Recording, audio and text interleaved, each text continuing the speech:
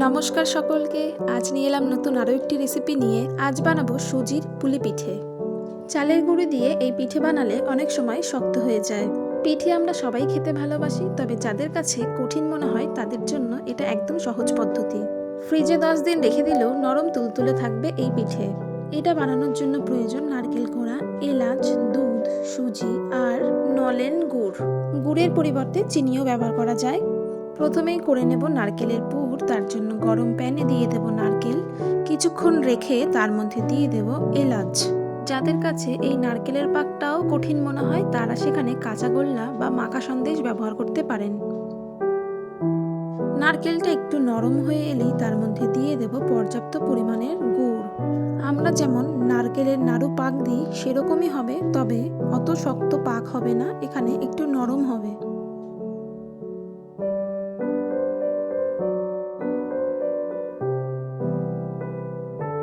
আমাদের নারকেলের পুর তৈরি হয়ে গেছে।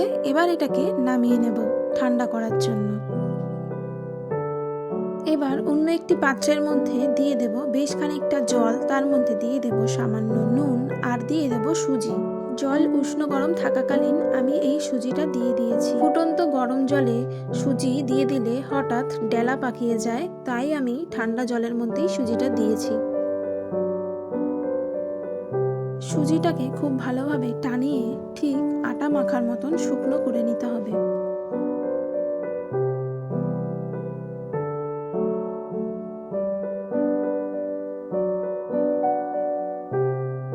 আমাদের সুজিটাও রেডি হয়ে গেছে। এবার এটাকে নামিয়ে নেব।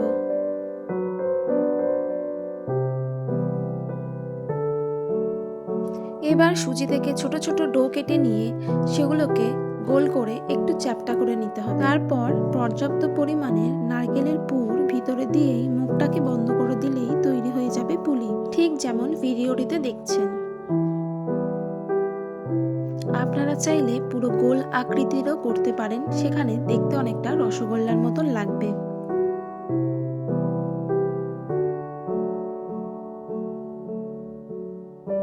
এইভাবেই আমি এক এক করে সমস্ত পুলিগুলো তৈরি করে নেব।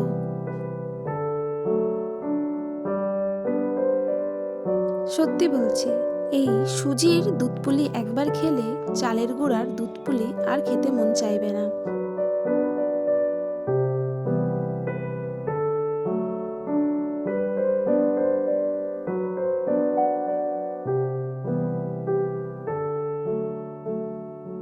সমস্ত পুলিগুলো আমার তৈরি করা হয়ে গেছে।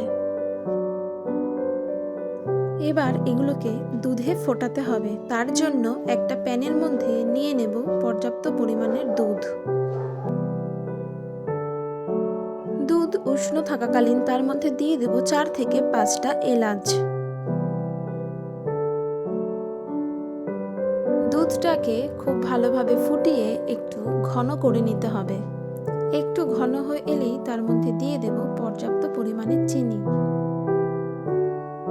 আর দিয়ে দেব সামান্য পরিমাণে নুন।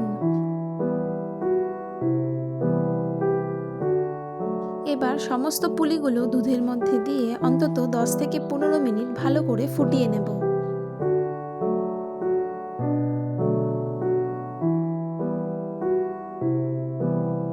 15 মিনিট পর আমাদের সুজির পুলি পিঠে একদম তৈরি।